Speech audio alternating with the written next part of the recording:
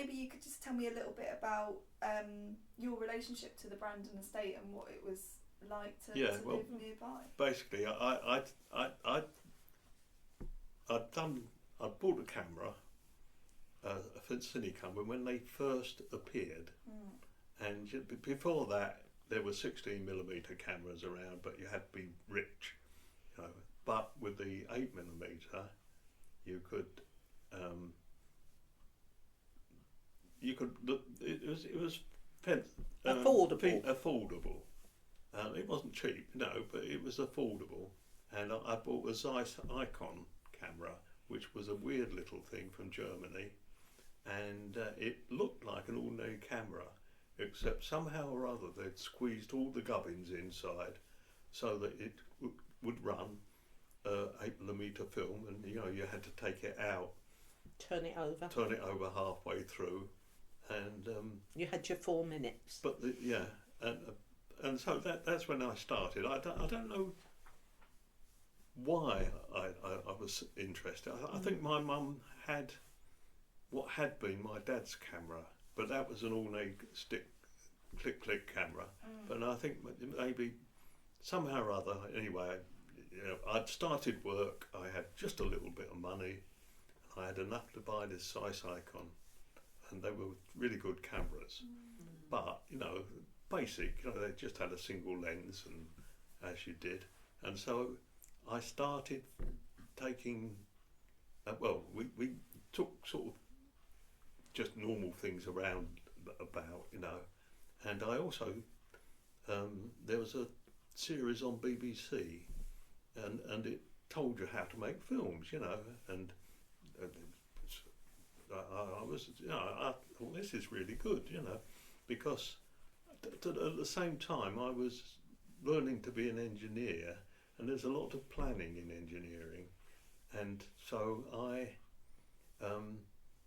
took to the idea of planning before doing, and anyway, so we made these silly little things like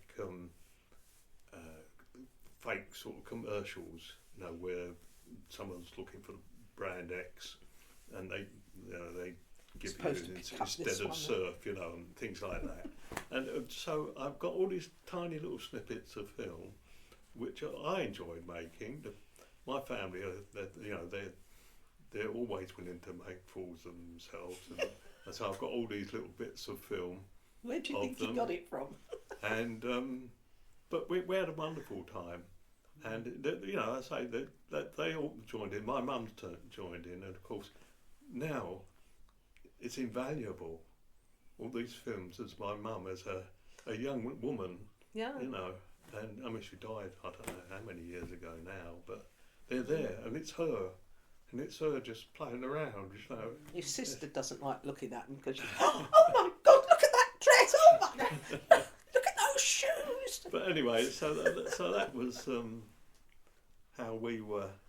I say we got into that, and I again, the other thing that was happening at the same time was it was possible to holiday abroad, and my cousin and I were one of the first lots to actually, we'd catch an aeroplane, and well, you did a coach one first. Oh, that was coach one. Yeah, you went to Spain on the coach. Oh, this time drive overnight on the coach, and the drivers used to, you know, they would drive along, and you know, about midnight or so they would without stopping the coach at all. They'd one person would slide in under the other, and put one his feet foot on off of the brake and onto the... And we'd be going through Brussels or somewhere. And anyway, so we had these things, and they were, you know, we saw Austria was the place, you know. Yeah. Again, it was, you know, not that close to the end of the war, but not far off. You know, and it really was an eye opening to us. And so we had a couple of holidays, and I took the camera with us, and we got some film of it, and we went to Greece, the final one, which was sort of a dream, because you know I'd by that time I was in secondary school and what have you, and I'd learnt some bit of history, you know, and I knew that about the Greeks and how they affected the world, And so I'm deeply intrigued into that. And I made quite a long film of that. And anyway, so that's how my filming developed. And Where did you learn about the Brandon Estate one, though? That's a good question, Jean, because I don't think I can answer it. I think somehow or other there must have been a local magazine or something, and I was looking through it, and I saw an advert for Brandon Estate Cine Club, and I thought, because I wanted to do that, I said I'd read the magazines that you could get. Was that a local magazine, Brian? Cine World? No. Amateur Cine World was a sort of national one. Yeah. But it was probably in South London Press. I went to them. The first person I met was Dick Morgan, and they are lovely people. You know, all the people on the estate itself, they came from Bermondsey and the area. Whole community picked up and put down in a different place. So they were still the community, but they were stacked on top of each other instead of in rows of houses. And it used to be, you know, that a whole street would have grandma, aunts, uncles, cousins, all living next door to each other. So the kids would move between houses. They didn't have much, but there was always somebody to look after the children or to produce a meal for them. And they moved them into the Brandon Estate ad hoc, the entire community, which was a great idea at the time, but when they started putting problem families in those flats, it just deteriorated to the point where Brandon Estate people moved out, and it broke up the bond of the community, and it was a great shame. But anyway, that's how I joined. And well, Dick and I got on so well, you know, and he was keen to learn and advance himself in making films, and I only knew the basic, you know, how to cut films and join them together and physically do the bits and pieces, and I'll say we got on very well, and I met Jean about the same time, didn't I? Well, it was after the Greek trip. He went to Greece and I went to Ireland with my friend. And we met about a month later. So it was at the point where he was making films, and they were, you know, decent length films, and he'd been experimenting with Dick and the group, and I started getting involved in what they called the Saturday film shows, which was for the children on the estate.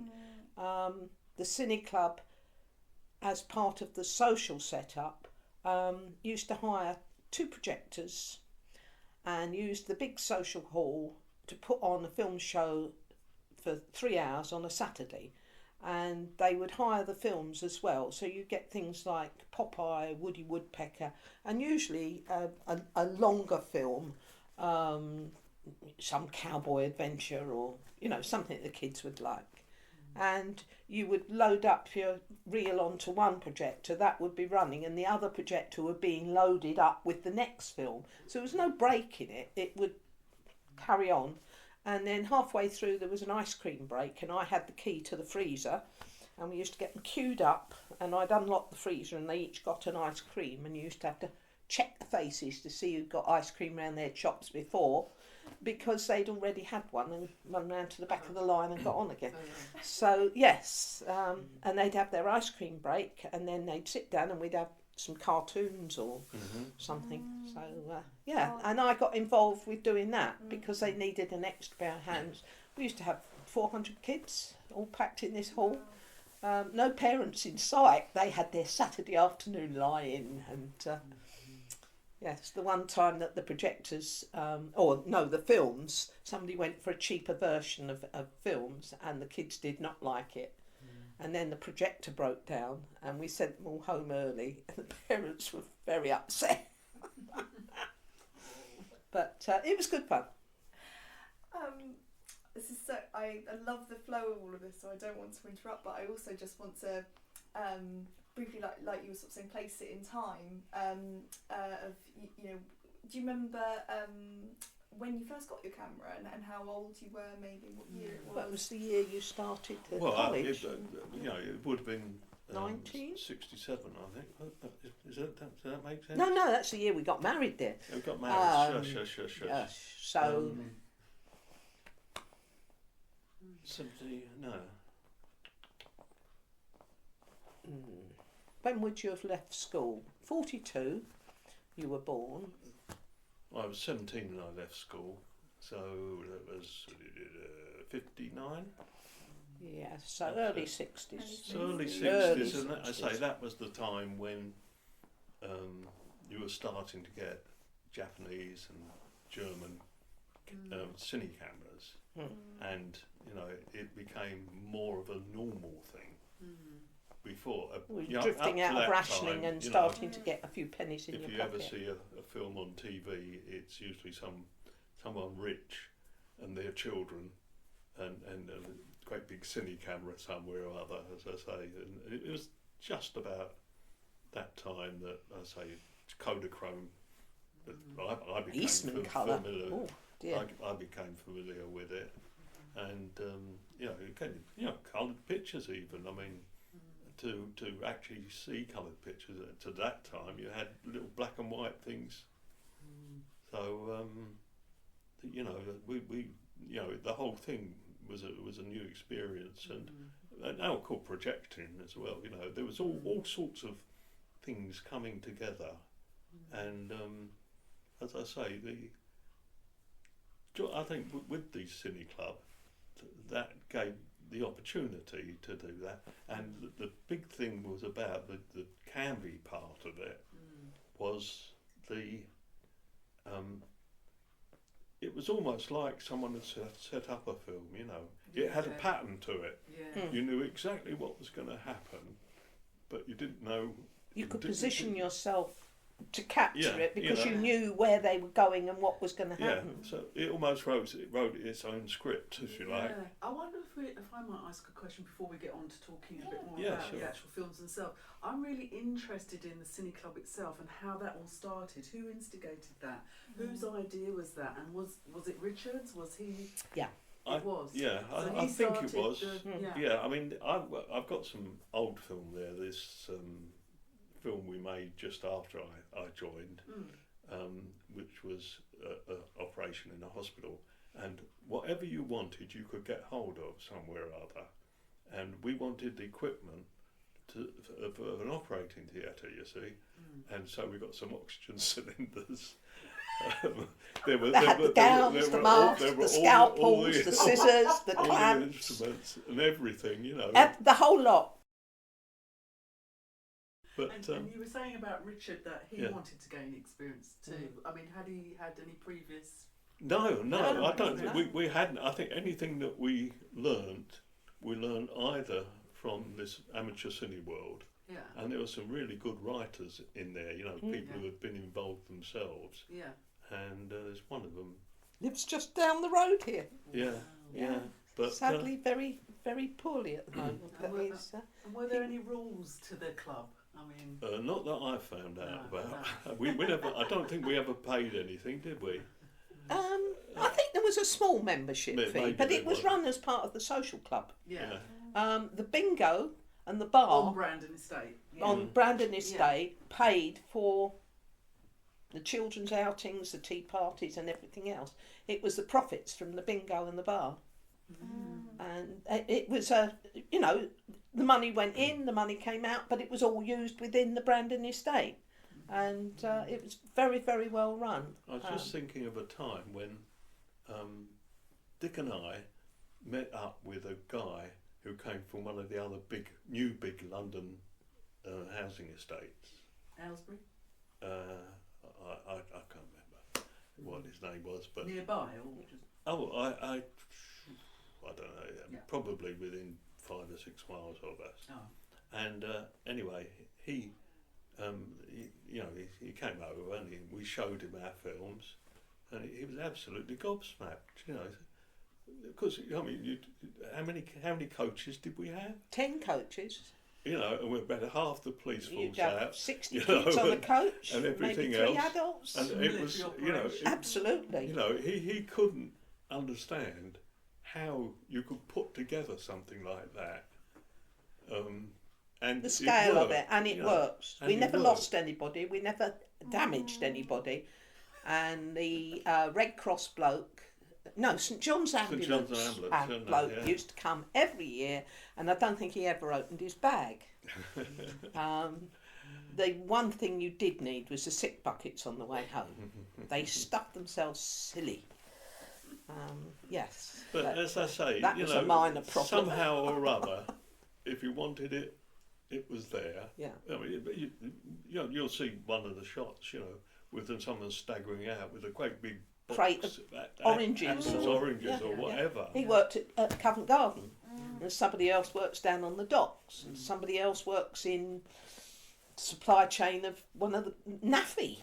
One of the chaps who's in some of these films lived in with Brian. He was downstairs in the same block of flats, and he worked for the NAFI.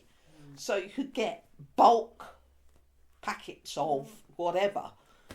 So these kids used to get as much lemonade, orange squash, oranges, apples, things that they wouldn't get at home, because it was still quite, you know, post-war frugality, if you like. So the kids used to love it. Well, there's that wonderful film. I think it's called Recipe for an Outing. Yeah. And in that, it's just, you know, you're in awe. This is down to an art. This is, Yeah. you know, They've done it a few times before. There's a chap who appears in a couple of the dance films that we looked at yesterday called, and he was very much Dick's sidekick, and they did most of the organising of the social club, and they could organise anything. And they would really work their socks off getting everything together, making it run like clockwork, making sure that the coaches were there on time, the police were there to see that nothing untoward happened, that all the parents knew where the kids were going, what time we were leaving, time we were coming back. You know, it was run like clockwork, literally. But they were all ex-army. They're all quite used to organising, rules, keeping to time, you know. Yeah, it's interesting because you don't just see that in the films of the Canvey Island, but you also see it in the Christmas shows as well. Yeah, yeah. You know, you see it, there's one called Children's Christmas Party. Yeah. There's just rows and rows. The sandwich making in the kitchen, the piles of bread and the ham, cheese, jam, you name it, and they're producing hundreds of sandwiches, you know, and it's all ladies who've worked in the NAFI canteen and school canteen. They know how to do it in bulk. And it was very, very much, if you asked somebody to help, they would come and help. And you could depend on them to come and help. And they really knuckled down and did all the hard work and the clearing up at the end. But it was fantastic. Just, I lived out in Ashdown Forest with no other kids around. Get to school was a 3-mile hike across the forest. When I went to senior school, it was a 20-mile, 3-mile hike, and then a 20-mile bus ride. I wasn't used to this community atmosphere, if you like, and it amazed me. I so loved it, and they sort of adopted me in. As soon as I sort of went along and helped with the Cine Club, I was part of the gang. And, you know, they'd say, oh, could you do so-and-so? And you just get on with it. And there was no messing about with health and safety or anything like that. But everybody went and washed their hands before they handled the food. And everybody made sure the plates were clean and this sort of thing. But it was very much everybody pitched in and worked together as a team. I don't know if it's post-war Britain, but people did. They helped each other. They didn't have much individually, but they really had this sense of community. And it was lovely. It does. And you say that the Cine Club was your initial connection. Yeah, it's my first introduction to this sort of bigger community, and I loved it. And the whole no pretense of snootiness or standoffishness. You were part of the gang, and you were just welcomed in. And if you made a fool of yourself, you made a fool of yourself. Nobody bothered. If you needed help with something, you got help with something. They were wonderful people. I felt really privileged to actually be part of it. And yes, my brother always said the East Enders are the ones, hearts of gold. They'll fiddle anything, but they've got hearts of gold. And yeah, he was right. You know, they really were lovely people. Acceptance. Yes. Yes, out in the country it was very much, oh, you're a newcomer, you don't fit in here. And if you've got a Scottish accent, well, no, you did not fit in here. You didn't fit in at school and you didn't fit in anywhere else. So you soon lost your accent. And they were all very cliquey, which I didn't find in once I came up to London. It was everybody messed in and got on with it. Yeah, my family, the Morbins, they weren't part of the Brandon Estate, but it was a community. You know, just the family in itself was a community. Yeah. When had the summer fete, his mum came, his aunts came. You know, they brought things along for the sales tables, and yeah, it was lovely. You know, it was part of their community. It was only 100 yards away. It was all part of the whole rebuilding of London in that area. And that's all caught on film, the fate. The little boy that runs up to the camera in the blue romper suit, that's our son. And the bump underneath my brown flowery dress is... yeah, so, yeah. And how did all the residents like the Cine Club and being on camera and... A lot of them didn't know about it. I mean, it was a group of people who were interested in the cine that came to the Cine Club. How big was that group, just to get a sense? No bigger than 20 at any one time, and they didn't all turn up at the same meetings. No, that was the thing I was asking myself actually, is what happened to the Cine Club? Because, you know, when I started, there was enough people to make the film about the hospital, but quickly, I don't know, maybe because I joined, I don't know, but the numbers dropped off quite quickly, but it didn't affect us because we knew people who weren't in the Cine Club. You know, we basically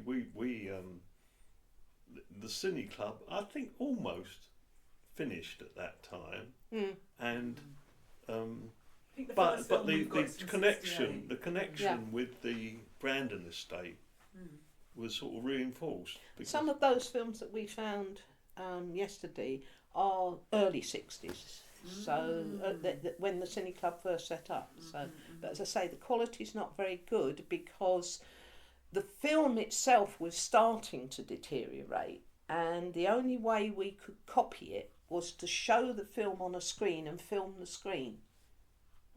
So you lose quality there. Then it's been changed from videotape onto DVD.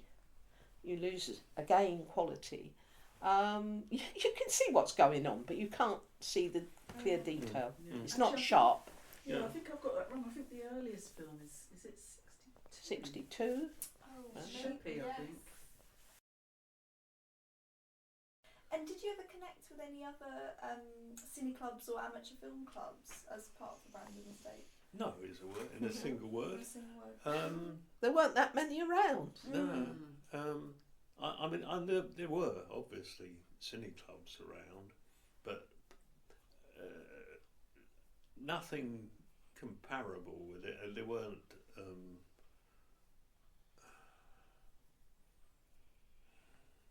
I think Cowell had one, but I'm not sure. Yeah. I don't think they did the same sort of thing. There was no communication link between them all, so no. We. I don't know. Somehow or other, it was a world unto itself. But you were quite progressive though, without even thinking, you know, without maybe even being aware of that. I think at that time, things like adult education had come in strongly after the war, with people whose education had been interrupted by the war, or who wanted to improve themselves and their employment hopes after the war. There were classes in all sorts of things that you could do, and the Cine Club, I think, was just a development on from that. It was how to improve your usage of the cine camera. It was just like another evening class. And I think that's why it developed. There was a fair amount, I say on BBC, they did a series of things, you know, like how to... simple animations. No, well, but how to use sound, say, and you know, you'd have a thing with the same scene, but with different music behind it, and showing you how that could alter your concept of it. Yeah, you could see it's, you know, you were visualising something completely different with basically, apart from the same sound. thing as Neil Brand playing the piano. Yeah, you know, and there was quite a bit of stuff like that around if you were interested and if you wanted to look. And as I say, the magazines, there were 2 or 3 good magazines like Amateur Cine World, where, you know, basically if they looked at, say, editing one week and the sound another one, and you know, they looked at various aspects, and you could either you know, learn from them and you know, refer back to them as a sort of information source. If you hit a problem with doing something, you could usually find the solution to it, or write up and somebody would answer your letter.